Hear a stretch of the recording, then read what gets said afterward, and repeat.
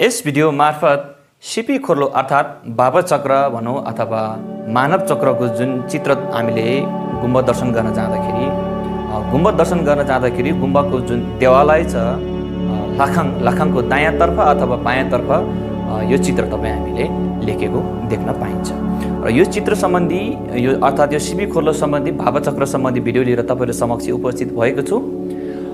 यो चित्रको जानकारी मैले अथवा यो सिपी खोर्लोको जानकारी मैले लोपे हिँडेनु अर्थात् आचार्य गुण प्रभाद्वारा रचना गर्नुभएको दुलवा दोचा अर्थात् विनय मूल सूत्र नामक शास्त्रमा उल्लेख गरिएको अनुसार र उहाँ चाहिँ आचार्य गुण प्रभा मुख्यतः आचार्य वसुबन्धुको मुख्य 4वटा शिष्य मध्येमा उहाँ एक मानिन्छ। उहाँलाई बुद्ध पछिकै शाक्यमुनि बुद्ध पछिकै विनय प्रवर्तक भनेर पनि उहाँले हामी सम्बोधन गर्ने गर्दछौँ। उहाँले नै रचना गर्नुभएको दुलवा दोचा अर्थात् विनय मूल सूत्र शास्त्रमा उल्लेख गरिएको अनुसार तपाईँहरू समक्ष सिपी खोर्लो अर्थात् बाबा चक्रको जानकारी राख्ने कोसिस गर्नेछु। भिडियोको अन्तिम समय आएर साथ दिनुहोला। नमस्कार।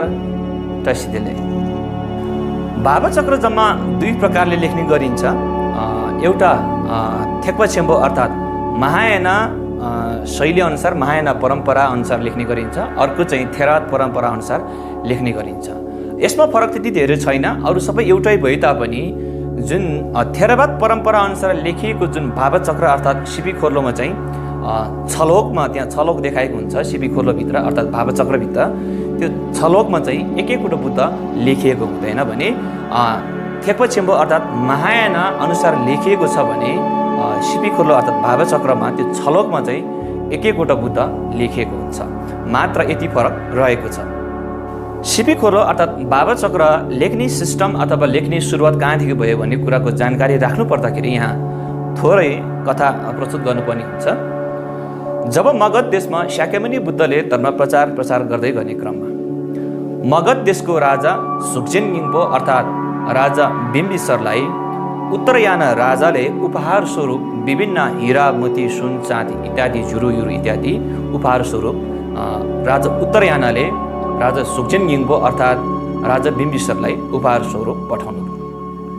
अब राजा उत्तरयानले यसरी उपहार स्वरूप विभिन्न हिरा मोती सुन चाँदी पठाइसकेपछि मैले पनि यसको उत्तरमा केही न केही उपहार दिनु नै पर्छ भन्ने उहाँलाई जागिसकेपछि अब सुन चाँदी हिरा मोती नै उता फेरि उपहार दियो भने उपहारको केही विशेषता रहँदैन, केही अलिक छुट्टै प्रकारको दिनु पर्यो भनेर उहाँले सोच्दै गर्दाखेरि शाक्यमुनि बुद्ध कहाँ गएर उहाँले सल्लाह दिनु।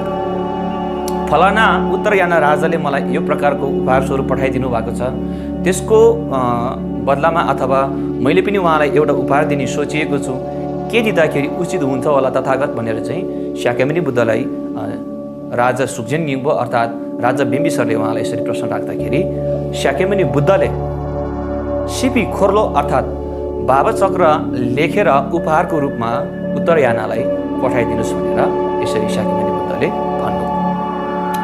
यहाँदेखि सुरुवात भएको पाइन्छ सिपी खोर्लो अर्थात् बाबा चक्र लेख्ने सुरुवात।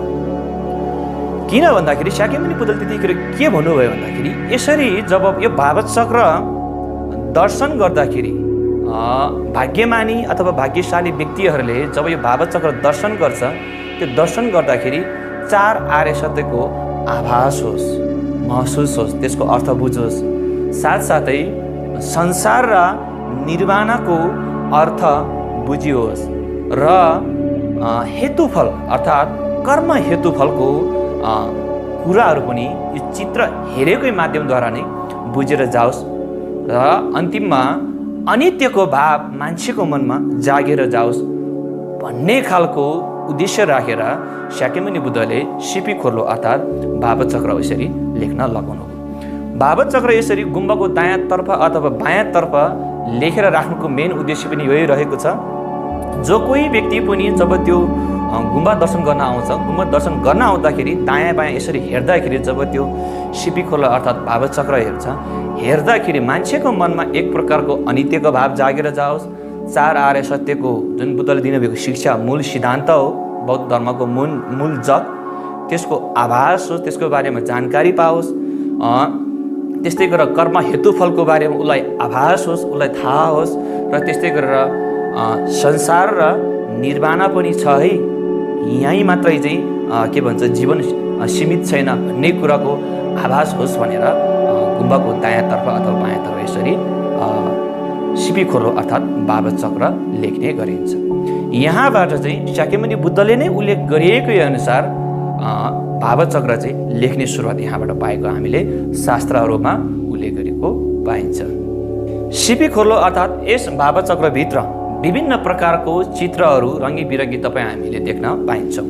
यस चित्रको प्रत्येकको अर्थ रहेको छ। पहिलो चित्र जुन चाहिँ बिचमा तपाईँ हामीले 3 प्रकारको जनावरहरू देख्न पाइन्छ।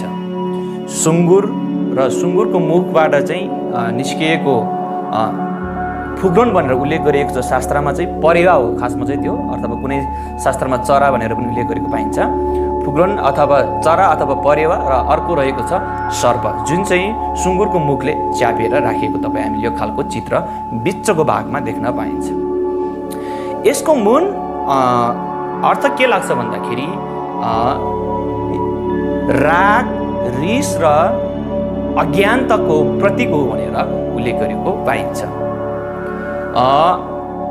रागको प्रतीक त्यहाँ चरालाई चित्रण गरिएको छ, र त्यस्तै गरेर क्रोधको प्रतीक त्यहाँ सर्पलाई चित्रण गरिएको छ, र तेस्रोमा जुन सुँगुर चित्रण गरिएको छ, सुँगुर चाहिँ अविद्या र अज्ञानताको प्रतीक हो भनेर त्यहाँ यसरी चित्रण गरिएको। अर्थात् संक्षिप्तमा भन्नुपर्दाखेरि राग र क्रोध पनि अज्ञानताकै माध्यमद्वारा नै उत्पन्न हुन्छ है भनेर यसरी चाहिँ त्यहाँ चित्रण गरेको तपाईँ हामीले चित्र देख्न पाइन्छ। यसको मुख्य अर्थ यो रहेको, यो 3 प्रकारको प्राणीले के को प्रतीक गर्छ भन्दाखेरि राग, क्रोध र अविद्या अर्थात् अज्ञानताको प्रतीक गर्छ भनेर उल्लेख गरेको पाइन्छ शास्त्रहरूमा। सुँगुरले अज्ञानताको प्रतीक गर्छ भने सुँगुर त्यो अज्ञानताकै प्रतीकबाट चाहिँ अज्ञानताकै माध्यमद्वारा चाहिँ राग उत्पन्न हुन्छ, जसको प्रतीक चरा त्यहाँ चित्रण गरिएको छ। त्यस्तै गरेर अज्ञानताकै कारणले गर्दाखेरि चाहिँ क्रोध उत्पन्न हुन्छ, जसको प्रतीक त्यहाँ तपाईँ हामीले सर्प चित्रण गरेको पाइन्छ। त्यसपछिको दोस्रो भागमा अथवा दोस्रो पाठमा जुन गोलो रहेको छ, त्यो गोलोभित्र तपाईँ हामीले दोस्रो भागमा एकपट्टिको सेतो भागमा मान्छेको चित्र पाइन्छ भने एकपट्टिको कालो भागमा विभिन्न प्राणीहरूको विभिन्न वस्तुहरूको तपाईँहरूले चित्र पाइन्छ, देख्न पाइन्छ। यो प्रकारको चित्र हामीले हेर्न सकिन्छ। यो चित्र अथवा यो कालो र सेतो भागले के प्रतीक गर्छ, के जनाउँछ भन्ने उल्लेख गरिएको छ भने सेतो भागले पुण्य गरियो भने राम्रो कर्मको फलको प्रतीक हो भनेर चाहिँ त्यहाँ त्यस प्रकारको चित्रण गरिएको हो भने कालोपट्टिको भाग चाहिँ नराम्रो कर्म गरियो, कुकर्म गरियो भने त्यस्तै खालको नराम्रो कर्म फस्छ अथवा नराम्रो कर्मको फल भोग्नुपर्छ भन्नेको प्रतीक चाहिँ यसरी उल्लेख गरिएको भनेर शास्त्रमा लेखिएको पाइन्छ। अर्थात् संक्षिप्तमा भन्नुपर्दाखेरि जुन सेतो भागलाई हामी पुण्यको प्रतीक, कालो भागलाई हामीले पाप कर्मको प्रतीक अथवा कुकर्मको प्रतीक हो भनेर पनि तपाईँ हामीले यसरी बुझ्न सकिन्छ। त्यसपछि तपाईँ हामीले अर्को स्टेपमा तपाईँ हामीले देख्न पाइन्छ 6 प्रकारको लोकहरू भिन्न भिन्न तरिकाले त्यहाँ चित्रण गरेको तपाईँ हामीले पाइन्छ। पहिलो नम्बरमा रहेको छ ह्ला अर्थात् देवलोक, दोस्रो नम्बरमा रहेको छ ह्लामाइन अर्थात् असुर लोक, तेस्रो नम्बरमा रहेको छ मी अर्थात् मनुष्य लोक, चौथो नम्बरमा रहेको छ दुजो अर्थात् पशुलोक, र त्यस्तै गरेर 5औं नम्बरमा रहेको छ हिदक अर्थात् प्रेतलोक, र त्यस्तै गरेर 6औं नम्बरमा तपाईँहरूले देख्न पाइन्छ न्यालवा अर्थात् नर्कलोक। यी 6 प्रकारको त्यहाँ लोकहरू चित्रण गरेको तपाईँ हामीले देख्न पाइन्छ र विभिन्न प्रकारको चित्रहरू तपाईँ हामीले देख्न पाइन्छ। यी छलोक जुन देखाएको छ, यो छलोक पनि जुन अघि बिचमा देखाएको जुन अज्ञानता, रिस र राग छ, त्यहीबाट नै उत्पन्न भएर त्यसकै कर्मको फलले गर्दाखेरि यो छलोकमा मान्छे चाहिँ घरि देवलोकमा जन्म लिने, घरि असुरलोकमा जन्म लिने, घरि मनुष्यलोकमा जन्म लिने, घरि पशुलोकमा, घरि प्रेतलोकमा, घरि नर्कलोकमा घुमिरहन्छ। जीवन चक्र चाहिँ यसरी घुमिरहन्छ भनेर उल्लेख गरेको हामीले बुझ्न सकिन्छ। अर्थात् देवलोकमा पनि देवताहरू हामीभन्दा अलिकति सम्पन्न जीवन, अलिकति उच्च स्तरीय जीवन जिउन पाए तापनि त्यहाँ पनि एक प्रकारको मृत्यु र पतनको दुःख रहेको छ। देवलोकमा हरेक कुराले भौतिक रूपले सम्पन्न भए तापनि धर्म कर्म गर्ने सोचाइ भावना क्षणिक पनि जाग्दैन। त्यसै कारणले गर्दाखेरि विलासिताको जीवन बिताउँदा बिताउँदा त्यहाँ आफ्नो उमेरै बितेर जान्छ। मर्नुभन्दा केही समय अगाडि अथवा हप्ता दिन जति अगाडि आफ्नो शरीर पुरा गनाएर आउने, शरीरमा रहेको फुलहरू पुरा ओइलिएर आउने अनि बल्ल त्यतिखेर चाहिँ पश्चातापको भाँडो हुन्छ भनेर उल्लेख गरिएको छ। किन भन्दाखेरि मर्नुभन्दा एक हप्ता अगाडि उसलाई थाहा हुन्छ मैले आजको दिनसम्म कुनै पनि राम्रो कर्म गरेको छैन रहेछ, अब यहाँबाट मृत्यु भए पश्चात म तल दुर्गतिमै जन्मिने रहेछ भनेर उसलाई आभास भइसकेपछि अन्तिममा मृत्यु हुनुको दुःख र त्यहाँबाट फेरि पतन अर्थात् तल झरेर चाहिँ उसको अब पुण्य कमी भएको कारणले गर्दाखेरि, कर्म नगरेको कारणले गर्दाखेरि, पुण्य नकमाएको कारणले गर्दाखेरि चाहिँ ऊ त्यहाँबाट पतन भएर कि त नरकलोकमा जन्मिन्छ कि त पशुलोकमा, जस देवलोकबाट चाहिँ पतन भएर तल झर्ने गर्दछ। र दोस्रो नम्बरमा रहेको छ लामाइन अर्थात् असुर लोकमा।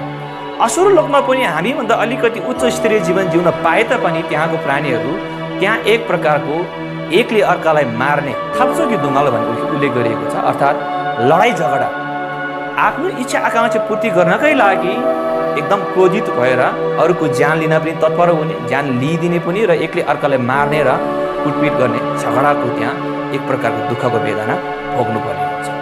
असुर लोक र त्यस्तै गरेर असुर लोक र देवलोक पनि एक अर्कामा यसरी चाहिँ झगडा गर्ने गर्दछ। किन भन्दाखेरि असुर लोकमा रोपिएको जुन बिरुवा छ त्यो बिरुवा चाहिँ ठुलो हुँदै गएर माथि देवलोकमा गएर फल्छ र त्यो फलेको फल चाहिँ देवताहरूले खाँदाखेरि दुःख गर्ने हामी असुर लोकको मानिसहरू अथवा असुर लोकको प्राणीहरू फल खाने चाहिँ तिमीहरू भनेर फेरि देवता र असुर पनि तपाईँ हामीले झगडा गरेको जुन चित्र छ, एकले अर्कालाई भाला गोपिरहेको तलबाट माथि, माथिबाट तल यसरी भाला गोपिरहेको चित्र तपाईँ हामीले देख्न पाइन्छ। यो पनि एउटा दुःखकै संसार हो भनेर तपाईँ हामीले यसरी बुझ्न सकिन्छ। देवलोकमै जन्मिए तापनि क्षणिक केही समयको लागि, केही उमेरको लागि, नमरुन्जेलको लागि आनन्दको जीवन जिउन पाए तापनि धर्म कर्म गर्ने कुनै पनि त्यहाँ मौका नै पाइँदैन। किन भन्दाखेरि दिनमा 4 चार खाने मान्छेलाई भोको पीडा थाहा हुँदैन। त्यस्तै गरी देवलोकमा जन्मिसके ऐश र आरामको जीवन जिउन पाइन्छ। हरेक कुरा सम्पन्न भए तापनि धर्म कर्म गर्ने मन, वैराग्यको भावना नेजुङ इसेम अर्थात् वैराग्यको भावना देवलोकमा नि उत्पन्न हुँदैन र त्यस्तै गरेर असुर लोकमा पनि पटक्कै उत्पन्न हुँदैन। त्यसै कारणले गर्दाखेरि देवलोकमा जन्मिए तापनि असुर लोकमा जन्मिए तापनि अन्तिममा कर्मको फल सकिसकेपछि फेरि तल नै उसको पतन हुन्छ भनेर पनि शास्त्रमा उल्लेख गरिएको छ। मुख्यतः देवलोकमा मृत्युको दुःख र पतन भएर तल कि त नरकमा, पशुलोकमा अथवा प्रेतलोकमा जन्म लिने। असुर लोकमा हेर्ने हो भने ज्यादातर दुःख लडाइँ झगडाको दुःख ज्यादा हुन्छ, एकले अर्कालाई मार्ने दुःख ज्यादा हुन्छ भनेर उल्लेख गरेको पाइन्छ। त्यस्तै गरी तेस्रोमा रहेको छ मनुष्यलोक। मनुष्यलोकमा अनि धेरै थरीको दुःख भए तापनि शास्त्रमा उल्लेख गरेको अनुसार जाने हो भने मुख्यतः 4 प्रकारको दुःखहरू उल्लेख गरेको पाइन्छ। जन्मिनुको दुःख, केही दुङ्गाल। एउटा महिलाले नानी जन्माउँदाखेरि आमा मर्ने हो कि बच्चा मर्ने हो, कुनै जन्मिँदै मरेको कति घटनाहरू चाहिँ तपाईँ हाम्रो समाजमै रहेको छ।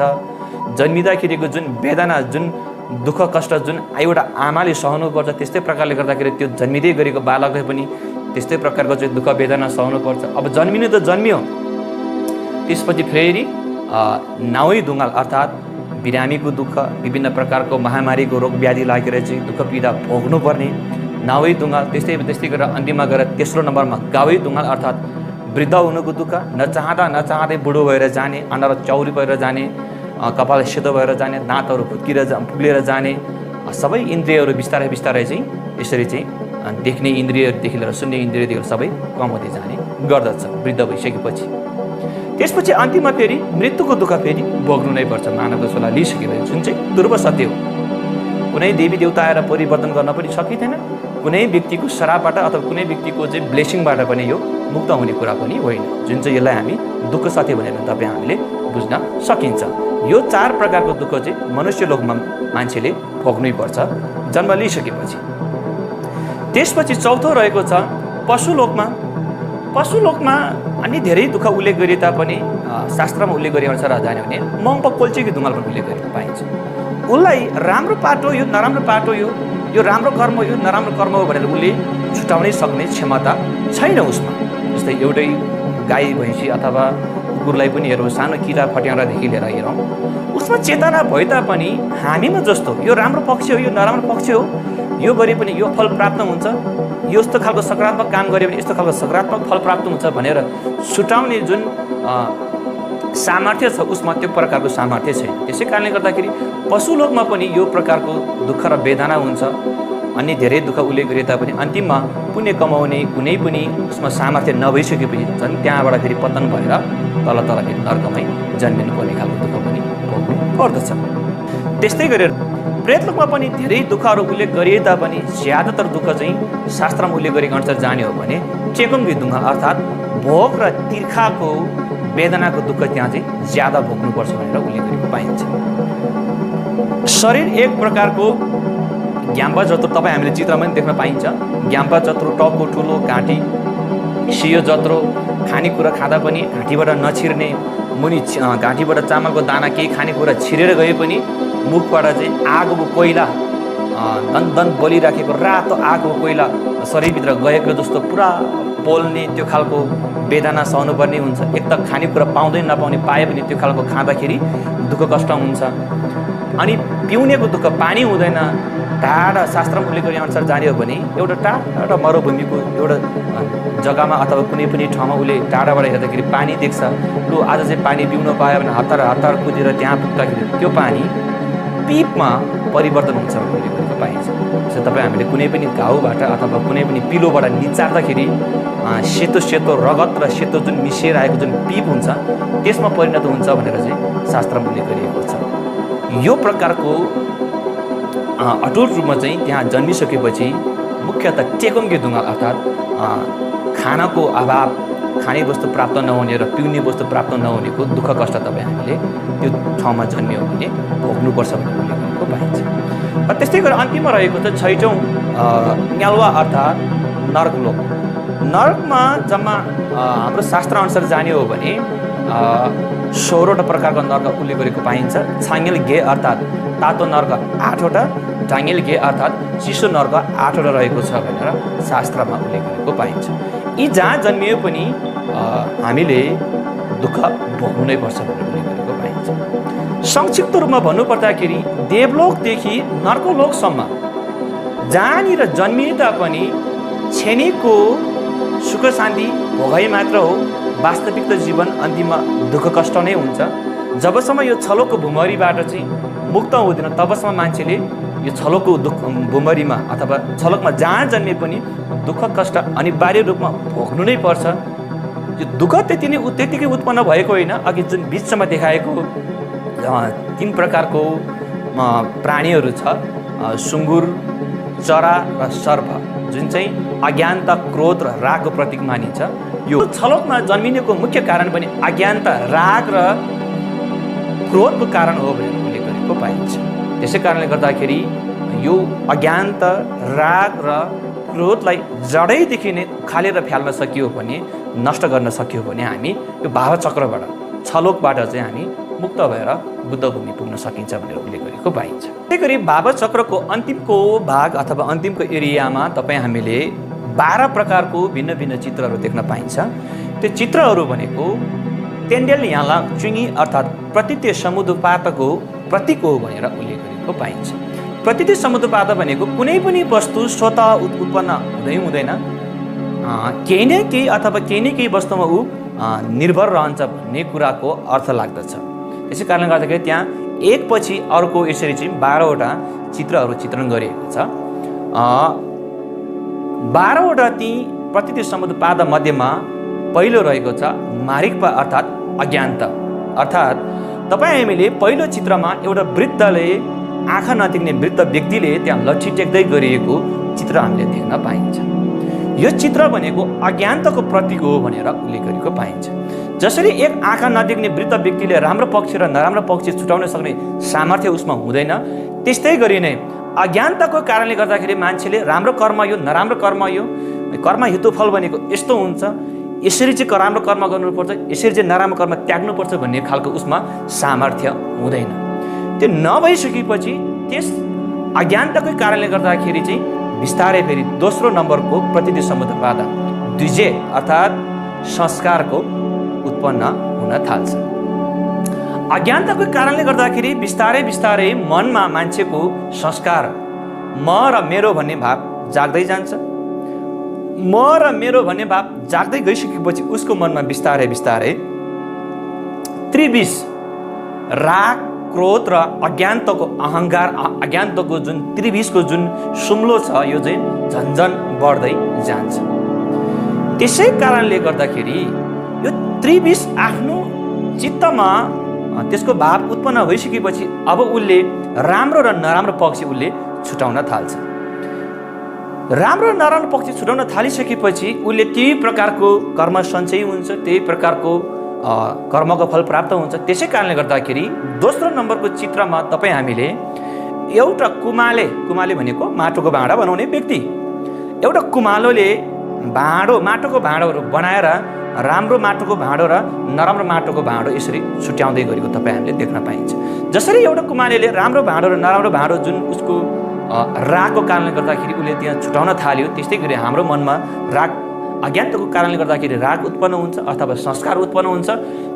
त्यसै कारणले गर्दाखेरि अज्ञानताको कारणले गर्दाखेरि संस्कार उत्पन्न हुन्छ। संस्कार उत्पन्न भइसकेपछि मान्छेको मनमा राग क्रोधको भाव जाग्दै गइसकेपछि मेरो पक्षको यो दुश्मनको पक्षको त्यो, मेरो पक्ष राम्रो हुनुपर्छ दुश्मनको पक्ष नराम्रो हुनुपर्छ भन्ने खालको भाव जाग्दै गइसकेपछि त्यस्तै खालको मान्छेले फेरि कर्म गर्दै जान्छ। त्यो कर्म गर्दै गइसकेपछि त्यो कर्मको प्रभाव तेस्रो प्रतित्व समुद्रपाद नाम्से अर्थात् विज्ञान हामी चित्त भनेर पनि भन्ने गर्दछौँ अथवा आत्मा भनेर पनि भन्ने गर्दछौँ, त्यसमा प्रभाव पर्दछ। संस्कारले गरिएको जुन कर्मको फल छ त्यो कर्मको फलको छाप चेतनामा, विज्ञानमा, चित्त विज्ञानमा छापेको सरी त्यसको प्रभाव त्यहाँ पर्दछ। त्यसको प्रभाव त्यहाँ परिसकेपछि अब बिस्तारै बिस्तारै त्यो संस्कारको माध्यमबाट उत्पन्न कर्मको फल चेतनामा परिसकेपछि त्यो चेतनाको माध्यमद्वारा नै फेरि अर्को जुनीमा लिनको लागि बिस्तारै बिस्तारै तयार हुँदै जान्छ। अर्थात् चेतना अर्को जुनीमा प्रवेश गर्नको लागि बिस्तारै बिस्तारै उसले यसरी चाहिँ कर्म सञ्चय गर्दै जान्छ। त्यही प्रकारको उसले कर्मको छाप चेतनामा छोड्दै जान्छ। त्यसै कारणले गर्दाखेरि चेतना भनेको एक प्रकारको फेरि एक ठाउँ नबस्ने हाम्रो मन चञ्चल हुने स्वभावको भएको कारणले गर्दाखेरि तेस्रो नम्बरको चित्रमा तपाईँ हामीले त्यहाँ एउटा बाँदरको चित्र देख्न पाइन्छ। जस्तै बाँदरको स्वभाव हेर्ने हो भने एक ठाउँमा ऊ कहिले पनि बस्न सक्दैन, एकदमै चकचके चञ्चले भएकै कारणले गर्दाखेरि बाँदरको स्वभावसँग हाम्रो मनको स्वभाव ठ्याक्कै मिल्ने भएको कारणले गर्दाखेरि त्यहाँ तेस्रो नम्बरमा बाँदरको चित्रण गरिएको। जुन संस्कारबाट सञ्चय गरिएको कर्मको प्रभाव चेतनामा पर्छ र त्यो चेतना नै फेरि अर्को जुनी लिनका लागि बिस्तारै बिस्तारै तयार हुँदै जान्छ भनेर उल्लेख गरिएको पाइन्छ। यसरी चेतनामा संस्कारले प्रभाव पारिसकेपछि चेतना फेरि गर्भमा प्रवेश गर्न फेरि सुरुवात हुन थाल्छ। त्यसै कारणले नाम्से अर्थात् विज्ञानकै कारणले गर्दाखेरि तेस्रो प्रतिति समुद्रपाद उत्पन्न हुन्छ, जसलाई हामी मिङसुक अर्थात् नाम र रूप भन्ने गर्दछौँ। आत्मा अथवा चेतना विज्ञानकै प्रभाव बिस्तारै बिस्तारै त्यसकै प्रभावबाट बिस्तारै फेरि चौथो प्रतिति समुद्रपाद मिङसुक अर्थात् नाम रूप फेरि उत्पन्न हुन थाल्छ। नाम रूप फेरि उत्पन्न हुन थालिसकेपछि चेतना गर्भमा प्रवेश गर्छ। गर्भमा प्रवेश गरिसकेपछि बिस्तारै बिस्तारै उसको शरीरको अङ्गहरू पूर्ण रूपले बिस्तारै विकास हुँदै जान्छ। जसरी एउटा घर बन्नको लागि खम्बा, बिम, दलिन इत्यादि सम्पूर्ण वस्तुहरू चाहिँ मिलेर एउटा घर बनिन्छ, त्यस्तै गरी बिस्तारै बिस्तारै एक प्रकारको शरीरको अङ्गहरू चाहिँ चेतना र नाम र रूप तीन प्रकारको वस्तुहरू मिलेर फेरि उसको आमाको गर्भभित्र फेरि उसको अर्को जीवनको लागि सुरुवात हुन थाल्छ अथवा अर्को जुनी लिनको लागि उसले बिस्तारै शरीरको अङ्गहरू विकास गर्दै लैजान्छ। त्यसै कारणले गर्दाखेरि चित्रमा तपाईँ हामीले चौथो चित्रमा के देख्न पाइन्छ भने एउटा व्यक्तिले पानीमाथि ढुङ्गा र ढुङ्गामाथि आफू बसेर चाहिँ यसरी चलाइराखेको चित्र तपाईँ हामीले देख्न पाइन्छ। व्यक्ति यसरी ढुङ्गामाथि रहनको लागि आधार के चाहियो? ढुङ्गा चाहियो। ढुङ्गा पनि फेरि माथि अडिनको लागि के चाहियो? पानी चाहियो। पानी पनि अडिनको लागि एउटा जमिन चाहियो। त्यो एक अर्कामा कोही परिपूरकबाट चाहिँ यसरी सम्पन्न भएको चित्र देखाएको छ। त्यस्तै गरी हिंसुक अर्थात् नाम र रूप माध्यमद्वारा नै बिस्तारै बिस्तारै शरीरको अङ्गहरू बिस्तारै सम्पन्न हुँदै जान्छ भनेर लेखेको पाइन्छ। 5औं नम्बरमा एउटा खाली घरको पूर्ण रूपले बनिसकेको खाली घरको चित्र हामीले देख्न पाइन्छ। त्यो चित्र भनेको प्रतीत समुद्रवादको 5औं केन्चे अर्थात् आयतनको प्रतीक हो भनेर उल्लेख गरेको पाइन्छ। जसरी एउटा घर पूर्ण रूपले सम्पन्न भए तापनि त्यहाँ बस्ने व्यक्तिहरू छैन, बस्ने व्यक्ति त्यहाँ देखाएको छैन, त्यस्तै गरी आमाको गर्भभित्र हामी यसरी प्रवेश गरिसकेपछि बिस्तारै बिस्तारै हाम्रो शरीरको अङ्गहरू वृद्धि हुँदै जान्छ, शरीरको अङ्ग पूर्ण रूपले बन्दै जान्छ। खास गरेर हाम्रो 6 प्रकारको इन्द्रियहरू आँखा, नाक, कान, जिब्रो, त्यस्तै गरेर शरीर, चित्त, यी 6 प्रकारको इन्द्रियहरूको पूर्ण रूपले विकास भए तापनि त्यसमा चेतना भने उत्पन्न भएको हुँदैन, खालीपन रहेको हुन्छ। त्यसै कारणले गर्दाखेरि त्यो घरलाई त्यो प्रकारको पूर्ण रूपले अङ्गहरू बनिए तापनि त्यसमा मान्छे नभएको खाली घर देखाउनुको प्रतीक रहेको हो भनेर चाहिँ यसरी उल्लेख गरेको पाइन्छ। अर्थात् त्यो खाली घर प्रतीकले के प्रतिनिधित्व गर्छ भने केम्चे अर्थात् पूर्ण रूपले बनिसकेको अङ्गको प्रतीक गर्छ भनेर उल्लेख गरेको पाइन्छ। त्यस्तै गरी यो केन्चे अर्थात् आयतनबाट चाहिँ बिस्तारै बिस्तारै यसरी अङ्गहरू पूर्ण रूपले बनिसकेपछि अब फेरि अर्थात् आयतनबाट चाहिँ 6औं प्रतीत समुद्रवाद रेग्बा अर्थात् स्पर्श फेरि उत्पन्न हुन थाल्छ। अघि जुन आयतन को बेलामा हाम्रो 6 प्रकारको इन्द्रियहरू विकास भएको थियो, अब त्यो विकास भएको ठाउँबाट चाहिँ चेतना निस्केर नाकले बास्ना सुन्न थाल्छ, कानले ध्वनि सुन्न थाल्छ, आँखाले वस्तु देख्न थाल्छ, जिब्रोले स्वाद दिन थाल्छ, शरीरले स्पर्श लिन थाल्छ, मनले यो राम्रो त्यो नराम्रो बिस्तारै यसरी छुटाउन थाल्छ। यसरी उसले छुटाउन थालिसकेपछि बिस्तारै बिस्तारै उसले फेरि अब महसुस गर्न थाल्छ अथवा फिलिङ एक प्रकारको उसले छुइसकेपछि उसलाई एक प्रकारको आभास हुन थाल्छ, महसुस हुन थाल्छ। त्यसै कारणले गर्दाखेरि 6औं चित्रमा तपाईँ हामीले देख्न पाइन्छ भर्खर युवती अङ्कमाल गरिएको चित्रण चाहिँ त्यो रेग्बा अर्थात् स्पर्शको प्रतीक हो भनेर चाहिँ हामीले शास्त्रमा उल्लेख गरेको पाइन्छ। त्यसपछि रेग्बा अर्थात् स्पर्शकै माध्यमद्वारा अब उसले फेरि 7औं प्रतीत समुद्रवाद फेरि उत्पन्न हुन्छ। त्यो भनेको छोरवा अर्थात् वेदना भनेर शास्त्रमा उल्लेख गरेको पाइन्छ, जसलाई हामी फिलिङ भनेर गर्ने गर्दछौँ। अब उसले स्पर्श गरिसक्यो। अब स्पर्श गरिसकेपछि अब कानले राम्रो र नराम्रो बोली उसले छुटाउन थाल्छ, नाकले राम्रो बास्ना नराम्रो बास्ना, मनले राम्रो नराम्रो यसरी उसले फेरि फिलिङ अथवा महसुस गर्न थाल्छ, वेदना लिन थाल्छ। छेनीको सुखको वेदना लिन थाल्छ, उसले छेनीको दुःखको वेदना लिन थाल्छ, तटस्थको महसुस हुन्छ। बिस्तारै बिस्तारै उसलाई यसरी फेरि स्पर्श हुन थाल्छ। त्यसै कारणले गर्दाखेरि पनि तपाईँ हामीले 7औं चित्रमा देख्न पाइन्छ एउटा व्यक्तिले तीरले आँखामा खोचिराखेको चित्र तपाईँ हामीले देख्न पाइन्छ। त्यो चित्र भनेको वेदना फिलिङको प्रतीक हो भनेर चाहिँ अथवा वेदनाको प्रतीक महसुसको प्रतीक हो भनेर शास्त्रमा उल्लेख गरेको पाइन्छ। यसरी छोरवा अर्थात् वेदनाको माध्यमद्वारा बिस्तारै बिस्तारै रागको भावना जाग्छ, जसलाई चाहिँ हामी प्रतीत समुद्रवादको सेवा उत्पादन हुन्छ अथवा राग उत्पादन हुन्छ। राग उत्पन्न भइसकेपछि बिस्तारै बिस्तारै उसले आफूले राम्रो लागेको पक्षले लिन थाल्छ, नराम्रो पक्षले उसले त्याग्न थाल्छ।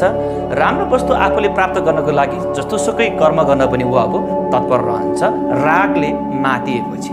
त्यसै कारणले गर्दाखेरि चित्रमा तपाईँहरूले देख्न पाइन्छ एउटा व्यक्तिले एउटा भाँडामा मातिएको व्यक्तिले छ्याङ खाँदै गरेको चित्रण तपाईँहरूले देख्न पाइन्छ।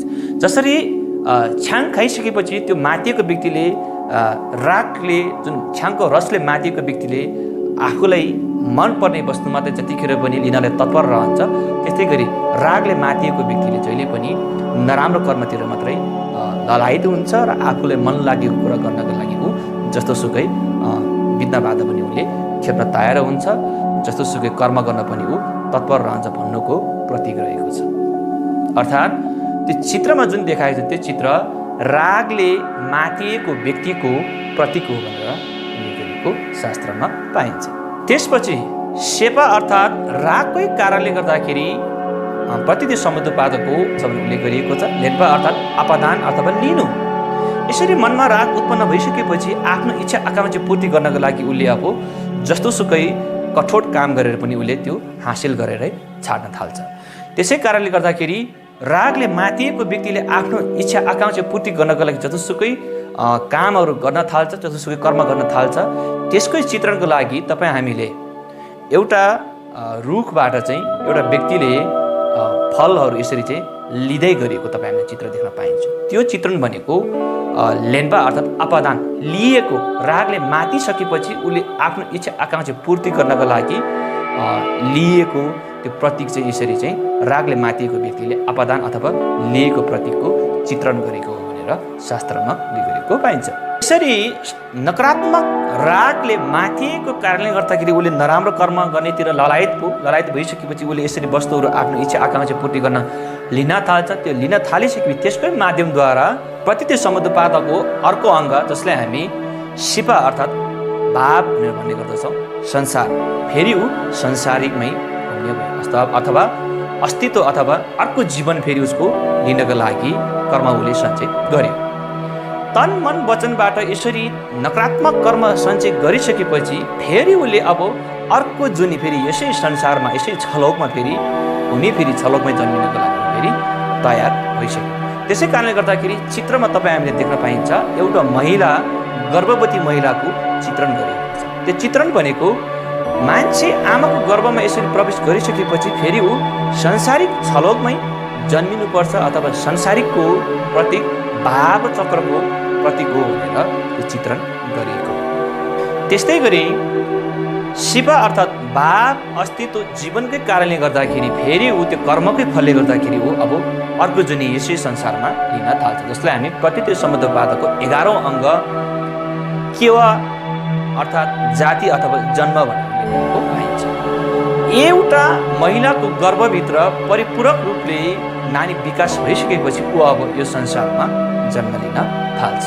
त्यसै कारणले गर्दाखेरि एउटा महिलाले नानी जन्माउँदै गरेको चित्र हामीले उक्त भावचक्रको 11औं भागमा अथवा प्रतिदेश समुद्रपादको 11औं भागमा हामीले देख्न पाइन्छ। यसरी उसले यस भावचक्रभित्र छलोक जहाँ जन्मिए तापनि जन्मिसकेपछि ऊ अब एक न एक दिन वृद्ध हुनु नै पर्छ, एक न एक दिन अवश्य पनि निश्चित रूपमै ऊ मृत्यु उसको हुने नै छ। त्यसै कारणले गर्दाखेरि अन्तिमको प्रतिदेश समुद्रपादको अन्तिमको अङ्ग भनेको गासी अर्थात् वृद्ध र मृत्यु भनेको पाइन्छ।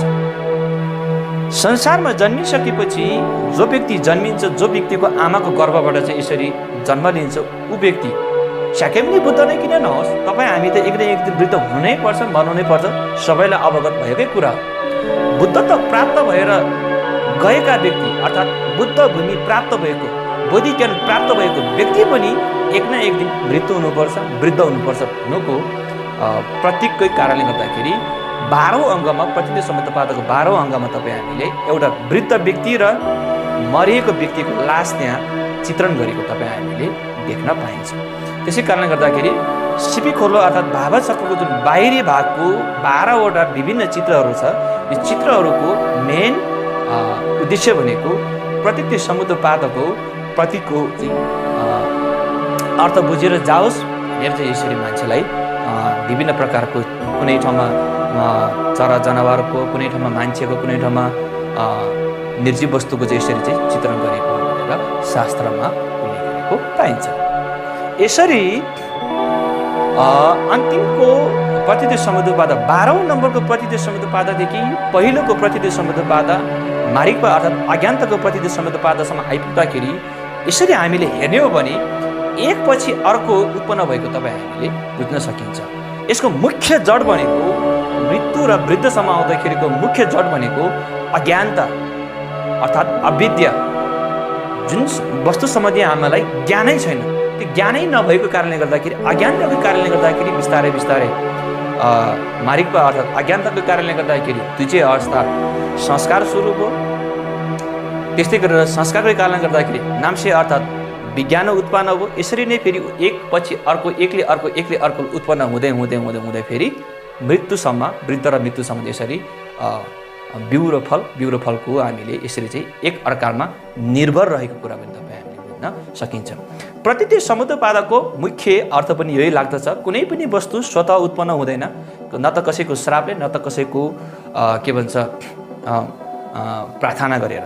यो प्राकृतिक वस्तु कुनै न कुनै कारणले अवश्य पनि उत्पन्न हुन्छ। त्यो कारण चाहिँ उत्पन्न हुने सिस्टम, मान्छेको जुन जीवन चक्र छ, जीवन चक्रको सिस्टम चाहिँ यो प्रकारले चाहिँ उत्पन्न हुन्छ। यो प्रकारले चाहिँ छलकमै यसरी चाहिँ जन्म हुन्छ, मृत्यु हुन्छ, फेरि यसरी जन्म हुन्छ, मृत्यु हुन्छ, यसरी नै जीवन चक्र चाहिँ यसरी नै घुमिरहन्छ भनेर शास्त्रमा उल्लेख गरेको पाइन्छ। यथावत कुरोलाई हामीले निहाल्ने हो भने जुन प्रकृति समुत्पादकको 12वटा अङ्गको अर्थ बुझेर हेर्दाखेरि पनि र त्यस्तै गरेर छलोकको जहाँ जन्मिँदा पनि जस्तो खालको दुःख पाए तापनि यो दुःख छ, यो सबै हामीले शाक्यमुनि बुद्धले पहिलो धर्मचक्र प्रवर्तन गर्दाखेरि जुन उल्लेख गर्नुभएको थियो 4 आर्य सत्य मध्येमा दुःख सत्यको प्रतीक हो।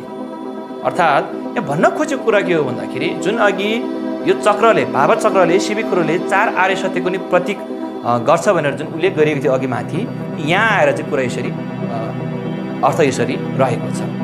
छलोकमा जहाँ जन्मिए तापनि दुःखै दुःख छ, जसलाई हामी दुःख सत्य भन्छौँ।